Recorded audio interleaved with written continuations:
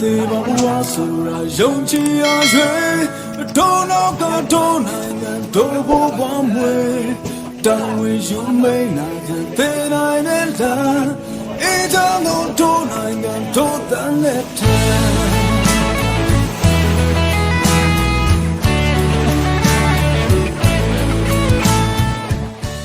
အားလုံးပဲမင်္ဂလာပါခင်ဗျာဒီနေ့မြောက်ပေးသွားမယ့်အကြောင်းအရာတော့ဒီဧပြီလ24ရက်နေ့အထိပေါ့မန္တလေးငလျင်ဘေးတွေရှာဖွေကယ်ဆယ်ရေးနဲ့ဒီကန်လီစတွန်ရဲ့လုပ်ငန်းတွေကိုဒါလှုပ်ဆောင်နေကြတဲ့နာဆာကအစိုးရအဖွဲ့ဒါလှုပ်ဆောင်ချက်တွေနဲ့ပတ်သက်ပြီးတော့ကျွန်တော်ရဲ့သုံးသပ်မြောက်တော့ဖြစ်ပါတယ်ဆိုတော့ဒါနဲ့ပတ်သက်ပြီးတော့ဒါပြောမယ်ဆိုလို့ရှိရင်ဒါအရင်တစ်ခေါက်ဒါဗီဒီယိုမှာတုန်းကလည်းပဲဒါဒီအင်အားပြည့်နေပေါ့လေဒါမန္တလေးငလျင်ဒီကြောင့်မို့လို့ဒါလူကြီးဒါဘယ်လောက်ထိဒါပြေဆုံးခဲ့ရတယ်ဒါဘယ်လောက်ထိထိခိုက်ဒဏ်ရာရပြီးတော့ဒါဘယ်လောက်ထိဒါဒီပျောက်ဆုံးတယ်ပေါ့ပြီးတော့ဒီအဆောက်အဦတွေဒါဘယ်လောက်ထိပျက်စီးခဲ့ရတယ်ပြီးတော့ဒီနိုင်ငံတကာကယ်ဆယ်ရေးအဖွဲ့တွေနဲ့ပူးပေါင်းပြီးတော့ဒါဘယ်လိုမျိုးလှုပ်ဆောင်နေသတ်တဲ့ပြင်မို့ဒါနဲ့ပတ်သက်ပြီးတော့အသေးစိတ်ပြပြခဲ့ပြီးဖြစ်ပါတယ်ဆိုတော့ဒီနေ့ဗီဒီယိုမှာတော့ဒီမန်လေးငလျင်ကြီးကြောင့်ပေါ့လေဒါတိကိတ်ပစ္စည်းခဲ့ရတဲ့အတွက်ရှာဖွေကယ်ဆယ်ရေးနဲ့နယူတန်ရဲ့လုပ်ငန်းတွေကိုလှုပ်ဆောင်နေကြတဲ့ဒီအစိုးရအဖွဲ့ရဲ့ပေါ့လေဒီလှုပ်ဆောင်ချက်တွေအပေါ်မှာဒါကျွန်တော်ရဲ့အမြင်ချို့နဲ့အကြံပြုချက်တချို့ကိုဒါပြပြတော့မှာဖြစ်ပါတယ်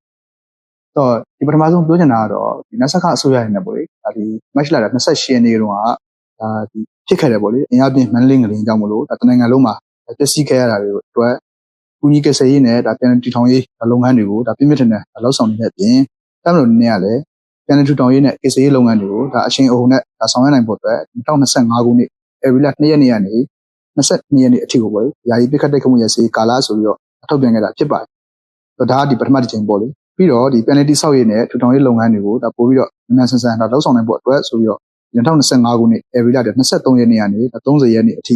ယာယီပိခတ်တိုက်ခတ်မှုရစီကာလကိုထပ်ပြီးတော့တွန်းမြင့်ခဲ့တာဖြစ်ပါတယ်။နောက်တစ်ချက်ကဘာလဲဆိုတော့ဒီသူတေတွေရဲ့ဒါအဆိုရပေါ့လေဒါတဘာဝဘေးရန်တွေနဲ့ဒါကြုံရမှာဆိုလို့ရှိရင်ဒါတဘာဝဘေးရန်တွေစီမံခန့်ခွဲမှုကိုအဆင့်40နဲ့ဒါလှုပ်ဆောင်တင်တယ်လို့ဒါဆိုထားတာပဲဖြစ်ပါတယ်ဒီပထမတစ်ဆင့်ကဒါဘာလဲဆိုလို့ရှိရင်ဒါကျူရင်ပြင်ဆင်တဲ့ဘိုင်းပေါ့လေဒီဘိုင်းကဒါဘာကိုဆိုလိုတာလဲဆိုလို့ရှိရင်ငလျင်ဘေးဒါကြားရောက်တဲ့အခါမှာဒီဆောင်းရန်ရှောင်းရန်အချက်တွေကိုပေါ့လေဒါကြိုပြီးတော့ဒါတိကျတင်တယ်လို့ဒါဆိုတာဖြစ်ပါတယ်ပြီးတော့ဒီတနင်္လာကြီးခင်ပြင်လိုက်ပေါ့လေဒါဒီ emergency operation center ထားရှိပြီးတော့လုပ်ငန်းတွေကိုဒါကျူတင်ပြင်ဆင်ရမှာဖြစ်ပါတယ်ဒုတိယတစ်ချက်ကတော့ဘာလဲဆိုတော့ဒီအန်ဒီရှော့ကြခြင်းအပိုင်းပေါ့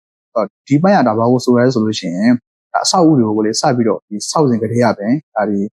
ဆိုင်ရင်ဆိုင်နှုန်းနဲ့ပေါ့လေဒါကိုက်ညီမှုရှိမရှိကိုဒါစစ်ဆေးရမှာဖြစ်ပါတယ်ဆိုလိုချင်တာဘာလဲဆိုလို့ရှိရင်ဒါဒီငလျင်ဘေးအတွက်ပေါ့လေအဆောက်အဦကိုစပြီးတော့ဒီစောက်စဉ်ကာလကလေးရပင်ဒါငလျင်ဘေးပေါ့လေအန်ဒီဒါခံနိုင်ရှိမရှိကိုဒါဒီပညာဖြင့်စစ်ဆေးဖို့ဒါလိုအပ်တာဖြစ်တယ်လို့ဆိုလိုတာဖြစ်တယ်ဆိုတော့ဒီနောက်တစ်ချက်ကဒီတတိယတစ်ချက်ပေါ့လေဘာလဲဆိုလို့ရှိရင်တော့ဒါဒီ response ပေါ့လေဒါအချိန်မီတုံ့ပြန်ခြင်းအပိုင်းဒီဘက်တော့ဒါနှစ်ပိုင်းထပ်ပြီးတော့ရှိရဖြစ်တယ်ဒီ first response ဆိုတဲ့မိမိကိုယ်တိုင်နဲ့ဒါ second response လို့ခေါ်တဲ့ဒါဒီကယ်ဆယ်ရေးအဖွဲ့အစည်းပေါ့လေပြင်ဆင်ခြင်းအပိုင်းပဲဖြစ်ပါတ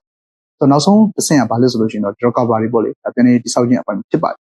ဒီပြန်လည်တည်ဆောက်ခြင်းအပိုင်းကဒါဘာကိုဆိုရဲဆိုလို့ရှိရင်တော့ဒီအဆောက်အဦတွေကိုပေါ့လေပြန်ပြီးတော့ဒါဒီဆောက်ရေးထူထောင်ရေးဒါလုပ်တဲ့အခါမှာဒါတတိပညာရှင်နဲ့ဒါဆွေးနွေးပြီးတော့ဒီအញ្ញံတွေရယူပြီးတော့နောက်ဆုံးသင်တယ်လို့ဆိုထားကြတာဖြစ်ပါတယ်ဒီနောက်ဆုံးပြောချင်တာကတော့ဒီအခုကာလကပေါ့လေဒါဒီငလျင်ဘေးပေါ့လေဒါရှာဖို့ကယ်ဆယ်ရေးလုပ်ငန်းတွေပြီးလို့ဒီပြန်လည်တည်ဆောက်ရေးလုပ်ငန်းတွေကိုပေါ့လေဒါစပြီးတော့ဒါလှုပ်ဆောင်နေတဲ့ကာလဖြစ်ပါတယ်ဒါကြောင့်မို့လို့ဒါငလျင်ဘေးတင်ဒါပြည်သူတွေအတွက်ဒါဒီပြန်လည်တည်ဆောက်ရေးလုပ်ငန်းတွေကိုလှုပ်ဆောင်နေတဲ့ကာလဖြစ်တဲ့အတွက်ကြောင့်မို့လို့ဒါလက်ရှိအစိုးရနဲ့ပေါ့လေထိထိရောက်ဒါတိကျဖို့ဒါလိုအပ်လိမ့်မယ်လို့ဒါကျွန်တော်အနေနဲ့ဒါသုံးသပ်မိတယ်